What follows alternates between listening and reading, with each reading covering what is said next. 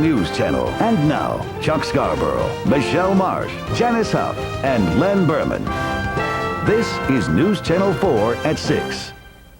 Good evening. It'll be a grim Christmas for 28 Delta flight attendants if they're forced to leave the United States. Delta Airlines transferred them from Poland to work here. They had high hopes, but now federal authorities say they have to leave because their visas are invalid. Today, they went to federal court to fight the government decision to make them leave. Senior correspondent Gabe Pressman reports on a story you'll see only on News Channel 4. Gabe? Yes, Michelle, they are a highly educated, sophisticated group. Many have bachelor's and master's degrees. They're ambitious. They love this country and say they don't understand why Uncle Sam in this Christmas season is acting like Scrooge. I was planning my future in here, to stay and live here. It's a lonely time for Joanna Kvapinska. In her Lower East Side apartment, she writes a letter to family in Warsaw. She worries about her future. She worked for Delta for 7 years. Her 3-year-old boy and his father are in Poland, and she's expecting a baby in February. If she crosses the border, she can't come back. Are you angry? I am angry and sad. I'm trying to relax, but it's not happening. I cannot sleep at night. Members of the group in their lawyer's office today expressed distress. I like the country, that's why I decided to come here. The opportunity at the beginning looked very good. That's why I think we all decided to come. We've been invited here by Delta. I don't know why it happened to us because we didn't do anything wrong. Their lawyer, who took their case to federal court today, says the government acted capriciously. We're talking about people that went through the legal process, were given certain assurances by both their company and by the United States government, and now are being told in this holiday cheer season, pack up and leave. According to one woman, the situation has given her ulcers. A man adds that he's been treated for depression, and the child of one flight attendant makes this pitch to the government. Yeah, I want to stay here. Why? It's fun here. I got lots of friends. Anxious and almost prayerful, Joanna Kvapinska says, I do have a hope. That's probably why I'm still sitting here. Otherwise, I would be gone.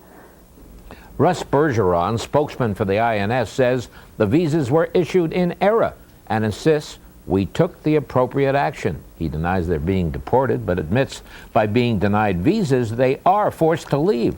He insists the government has been generous in allowing them to stay pending appeal. But lawyer Michael Wild says the government, by trying to send these people packing, is hardly showing the holiday spirit. We'll see them in court. Chuck, Michelle. All right, Gabe, thank you. Tonight, aides of President Clinton are scrambling to set up a meeting with a Republican opponent of impeachment who is starting to waver. Connecticut Congressman Christopher Shays says he is for presidential censure instead of impeachment, but he'd like a sit-down with the president before he makes his decision. Meanwhile, Mr. Clinton, who is in the Middle East, says he says he would accept censure, but he will not resign. The full House is expected to take up a vote on impeachment by the end of this week. The future of the Clinton presidency may come down to the votes from House Republicans still sitting on the fence, and many of them are from our area. Long Island reporter John Muller takes a closer look at how the local representatives are leaning. If more House Republicans felt like Peter King of Long Island, Congress would be considering censure instead of impeachment. King says he will not vote to impeach the president. This is not what the Founding Fathers had in mind when they spoke about high crimes such as treason or bribery. And I believe censure is the way to express our opposition to the president and allowing, of course, the independent counsel to indict the president and try him after he leaves office. But with impeachment hearings beginning Thursday, the president's hopes rest squarely with House Republicans. Republicans like Long Island Rick Lazio now traveling in the Middle East with the president. Lazio is still not saying which way he is leaning. Neither is Long Island Republican Michael Forbes. Staten Island Republican Vito Fasella is another key undecided local Republican. In New Jersey, Republicans Chris Smith and Mike Pappas are still not showing their cards. But South New Jersey Republican Frank Lobiondo has made up his mind, announcing today he will vote for impeachment. Lobiondo says he cannot allow the nation's chief law enforcement officer to violate the law without consequences. Among local Democrats, the only real question mark, Long Island's Carolyn McCarthy. Today, McCarthy says she is leaning towards a no vote, with phone calls coming into her office 5-1 against impeachment. And hopefully when everyone goes into the well to vote, they will really vote their conscience and not their political party, because I think that's what's important. Many undecided Republicans continue to say the president could avoid impeachment by admitting he lied. Today, President Clinton called such talk inappropriate. John Mueller, News Channel 4. If the House approves even one article of impeachment, a trial in the Senate would begin next year. 6 weeks after Election Day, Attorney General Dennis Vacco has finally conceded to his successor.